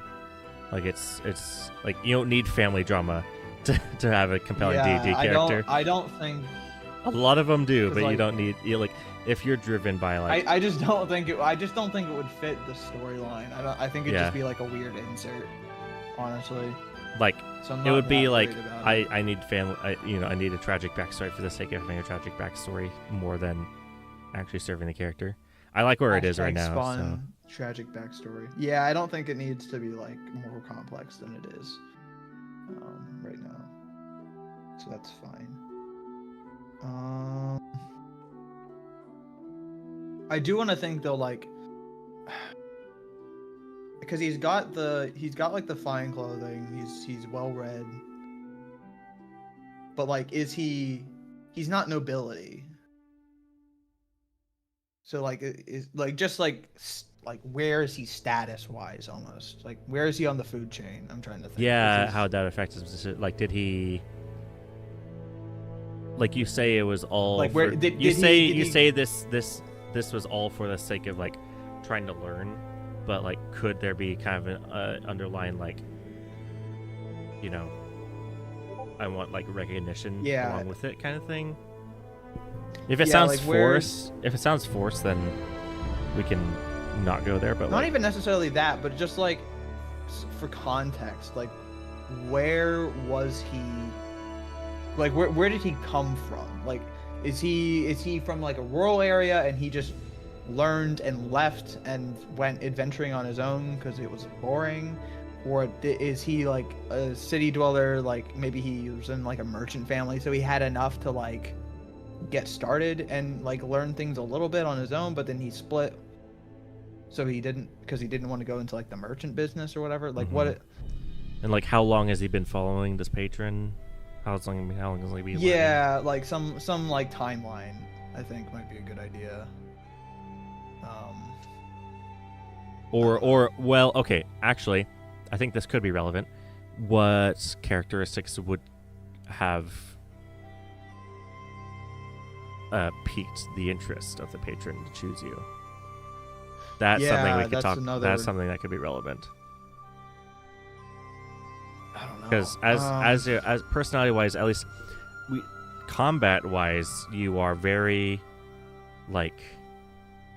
So your character is like an intellect with like kind of a creative, almost like cunning mind. Yeah, something like that. I mean, the original idea I'd stemmed this from was like he was originally kind of thought to be, and like in my brain, kind of like almost like a. I don't think that's the right word for it. Kind of like he would have been like a mayor or something, or like some like bureaucracy, but almost in like a campaigny way. He was good at like working with people and kind of getting his way while also making them feel like they got their way. Almost like a politician, but of course it's not like a real in the way that we think of it.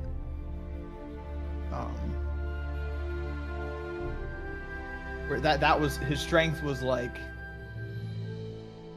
social navigation and getting good at through reading people and working his way around. Yeah, kind of like social manipulation. Yeah, almost. maybe not to the the highest moral, like.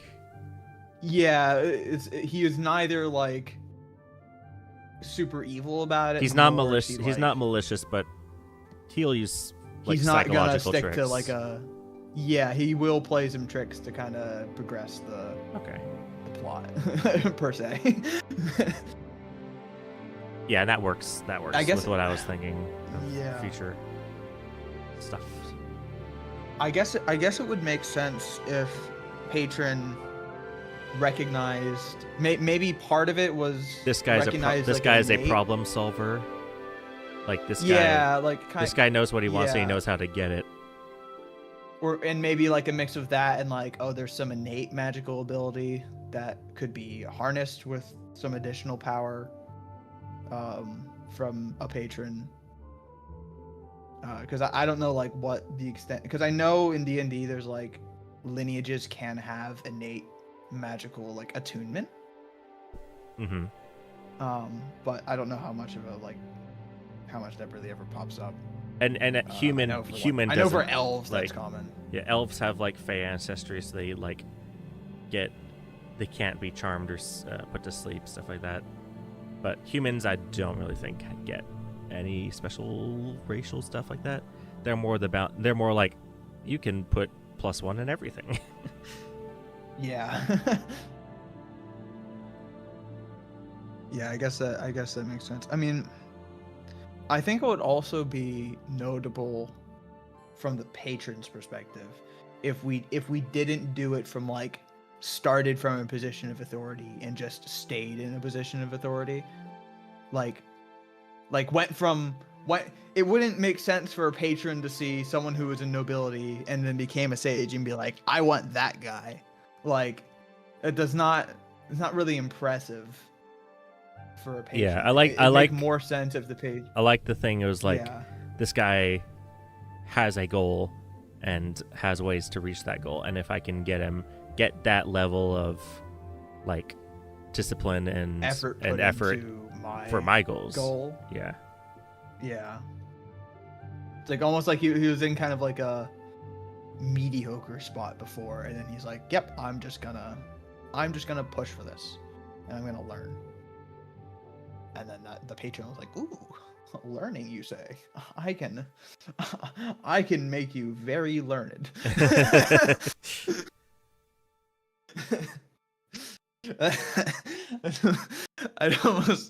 It's almost like a funny I'm just imagining like, I want to learn this thing, and then he just gets a random voice in his head. There's just the patron going, you want to learn things, you say? Cool. Hello, my name is Goo Gal. GOO. Me when it's revealed that my D&D patron is just Alphabet Incorporated. Oh my gosh, that'd be funny. I get into the Beyond the Material and it's just Bill Gates. Very good, Harold. And now you will update Windows from 11 to 12.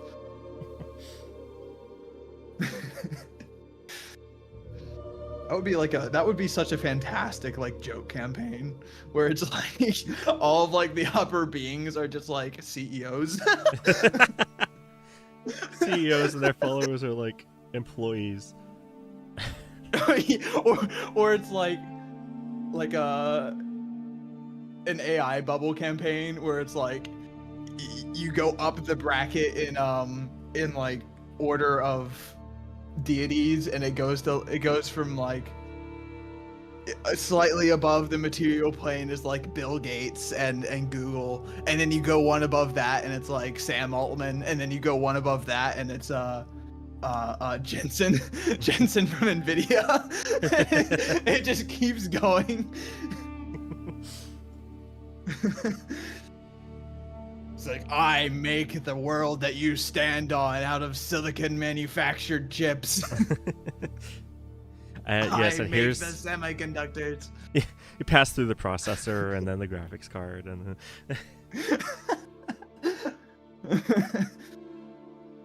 they leave the graphics card and everything becomes slightly blurry. No, a special spell, frame gen, where they just make duplicates of themselves, but they're all slightly incorrect. you enter the 9 hells and it's just a hard disk drive. A hard disk drive that has like some corruption in it. Yeah. It's like slightly clacky. Actually, oh my gosh. solid state drives are actually much harder to get to salvage once they go out. Yeah, that's true. Once they die, yeah. Once they die, like it's almost impossible to get your stuff back. But a hard disk drive, like I've dropped one and kind of scratched it, but it's like at $500. But you're still able to recover. But I can spend $500 to get it repaired. Well, not repaired, but like get the files off of there and transfer data extracted from it. Yeah, because it's a physical medium. Yeah, I actually considered. I'm actually considering at some point maybe getting a NAS or something, so I can back up all my really important files. Mm-hmm. Yeah, I've got a 4 terabyte hard disk drive that I've been using to solid state for everyday use, but hard disk for long-term storage. It's kind of like the best of both worlds that I've seen recommended pretty often online. Yeah, I have a 2 terabyte external drive. I should probably update some of the critical stuff, just keep backups of it. But I mean, I've got all my videos and stuff, on a portable solid state. What's really upsetting is the main files that got lost with that. Well, it's not lost, but unobtainable. That behind a $500 paywall is 2/3 of my last D&D campaign. Oh man. Yeah. That sucks. You wanna look at this this fun D&D campaign that you played? Give us $500. Yeah, exactly. I'm gonna extort you for your memories. So there's that 2-year-long 50 sessions, and I have access to 12 of them because I was able to edit. I've been editing them into podcast versions, just with cleaner music and stuff, and cleaner as in Discord cuts in and out and stuff, because we do music over Discord. And it's just okay, getting the music and just replacing the kind of bugged music from whatever, and cutting out maybe awkward pauses and stuff, just polishing up our campaigns and then putting them up on a private drive just so we can go back and listen to them. So I did that with 10 or 12 of them, and the rest of them, the raw files, are just on that drive. It's no. That sucks. Anyway, I think breaking off from D&D is probably the time to end the stream. Yeah, probably. Yeah, I think we got done what we wanted to, anyways. Yeah, and then what I wanted to do. Manny can probably message me. I'll tell him just to message me when he's ready, so we can get on a call later and talk. But yeah, we'll just do that off camera, I guess. And I really hope this is not an emblem of times to come with this campaign. Scheduling is notoriously the hardest thing for campaign. That's the main killer of campaigns, and yeah, 1 out of 7 party members is not the best starting point. Tree probably fell asleep. Yeah, I mean, Will was listening to the stream. Will, you failed me. Well. Well. Will Anyway. doesn't like reading. That's Will's problem. That's why I was setting this up to walk him through it. I was like, hey guys, all you that haven't played before, let's meet up next Saturday and anyway. Awesome.